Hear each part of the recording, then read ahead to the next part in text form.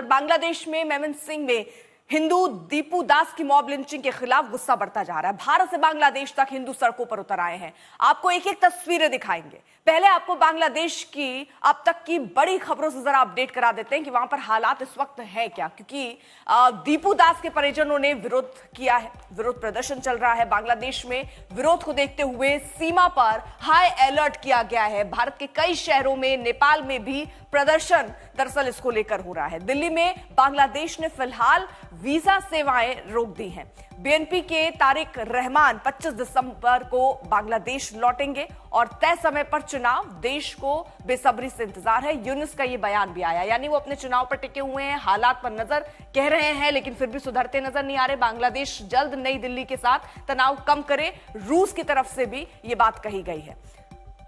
दीपू की हत्या के खिलाफ भारत में अलग अलग राज्यों में प्रदर्शन हुए हैं। लोगों में इस हत्या को लेकर गम है, गुस्सा है। कई शहरों में हिंदू संगठनों ने प्रदर्शन किया है। कोलकाता में कल बीजेपी भी सड़कों पर उतरी। अन्य शहरों में दीपू दास की हत्या के खिलाफ लोगों ने अपने गुस्से का इजहार किया है। ये हम तस्वीरें आपको दिखा रहे हैं कोलकाता से लखीसराय। कोलकाता, अहमदाबाद, शाहजहांपुर, अंबाला, फर्रुखाबाद और लखीसराय, हर जगह लोग सड़कों पर उतरकर अब दरअसल विरोध अपना जताते हुए नजर आ रहे हैं।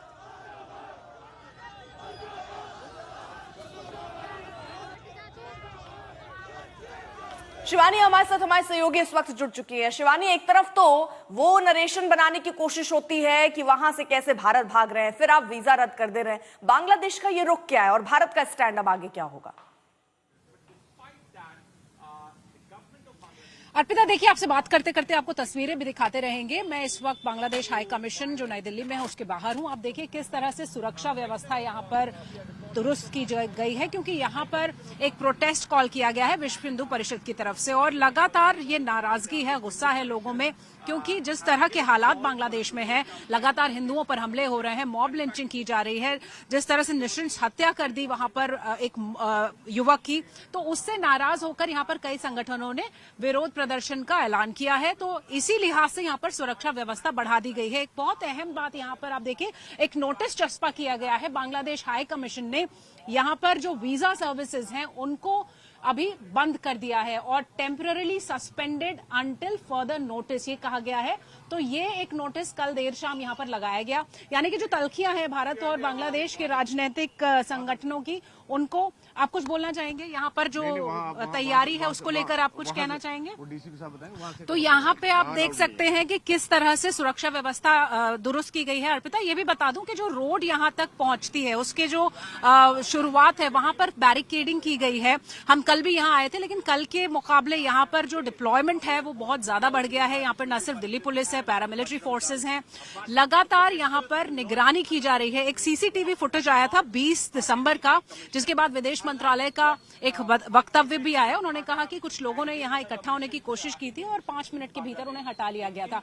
तो आप देख सकती हैं कि भारत के अंदर, दिल्ली के अंदर ये सुरक्षा व्यवस्था है, ये कमिटमेंट है कि किस तरह से अपने मिशंस को सिक्योर रखना है, जितने भी फॉरेन मिशंस हैं उनको सिक्योर रखना है, किसी भी तरह से उनकी सुरक्षा के साथ कोई भी छेड़छाड़ नहीं हो सकती है या कोई समझौता उससे नहीं किया जा सकता। लेकिन दूसरी तरफ आप देखिए, बांग्लादेश में जितने भी डिप्लोमैट्स ऑफिसेस हैं भारत के, वहां किस तरह से हमले हो रहे थे, वैंडलाइजेशन हो रहा था, लोग अंदर घुसने की कोशिश कर रहे थे। तो जो हमारे डिप्लोमैट्स बांग्लादेश में हैं वो किस तरह से लगातार खतरे में है। लेकिन यहाँ आप देखिए दिल्ली में सुरक्षा व्यवस्था पूरी तरह से दुरुस्त की गई है। 11 बजे का वक्त है जब एक प्रदर्शन कॉल किया गया है विहिप की तरफ से, और यहाँ उससे पहले पूरा मुआयना किया जा रहा है। दिल्ली पुलिस का डिप्लॉयमेंट है, पैरामिलिट्री फोर्सेस का डिप्लॉयमेंट है और लगातार यहाँ पर निगरानी। ठीक है शिवानी, देखिए हम तस्वीर भी दिखा रहे थे किस तरह से अलग अलग जगहों पर लोग विरोध कर रहे हैं और आज भी दरअसल यहाँ पर दूतावास के पास लोग पहुंच सकते हैं और इसलिए सुरक्षा कड़ी की गई है। बहुत बहुत शुक्रिया आपका। कल बांग्लादेश के मेमनसिंह में दीपू दास के रिश्तेदारों और हिंदुओं ने इंसाफ के लिए सड़कों पर प्रदर्शन किया। यानी ये प्रदर्शन सिर्फ आप यहां नहीं देख रहे हैं, बांग्लादेश में भी सड़कों पर यही हालत है। लोग सड़कों पर उतरकर अपना विरोध दर्ज करा रहे हैं। दीपू दास की 18 दिसंबर को भीड़ ने पीट कर बहुत ही बेरहमी से हत्या कर दी थी। कपड़ा फैक्ट्री में काम करने वाले दीपू पर ईश निंदा का झूठा इल्जाम लगाया गया था। झूठा हम इसलिए कह रहे हैं क्योंकि अभी तक जो जांच हुई है उसमें कहीं आधिकारिक तौर पर यह नहीं कहा गया कि उसने कुछ भी ऐसा कहा था जिससे ईश निंदा हो, और यह सिर्फ बताया जा रहा है अभी तक की जांच के हिसाब से कि एक अफवाह उड़ी और अफवाह के चलते दीपू को पीट कर मार डाला गया। बांग्लादेश की सड़कों पर एक बार फिर से ऐसा लगता है कि जैसे शांति लौटने लगी है, जिंदगी सामान्य हो रही है, सब कुछ पटरी पर आ रहा है। लेकिन ये बिल्कुल एक ज्वालामुखी की तरह है, जो ऊपर से दिखने में शांत है, लेकिन अंदर से कब फटेगा ये कोई नहीं जानता। इन सब के बीच दीपू दास की फैमिली कल सड़कों पर उतरती है, मेमन सिंह में वहां विरोध प्रदर्शन जताती है। देश के अलग अलग शहरों में हिंदू संगठन सड़कों पर हैं, आवेशित हैं, आक्रोशित, और वो लगातार न्याय, इंसाफ और हिंदू को सुरक्षा की मांग कर रहे हैं। तो वहीं पत्रकारों पर हुए हमले को लेकर के पत्रकार सड़कों पर है, उनका धरना प्रदर्शन चल रहा है। सरकार तो कह रही है, भरोसा दे रही है कि हम सुरक्षा देंगे, सुरक्षा का आश्वासन दे रहे हैं, लेकिन कार्रवाई के नाम पर अब तक सिर्फ 17 गिरफ्तारियां हुई हैं और कुल मिलाकर के अब तक 31 लोगों की पहचान हुई है।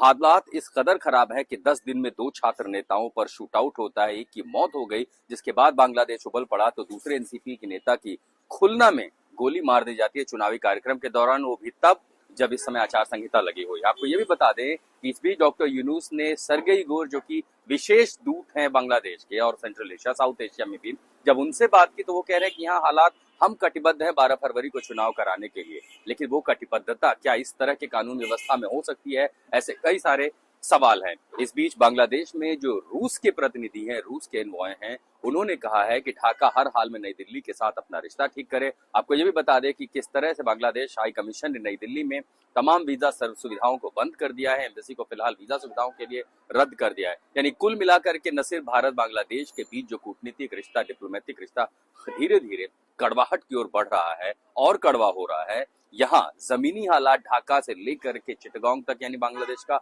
हर इलाका एक ज्वालामुखी पर बैठा हुआ है।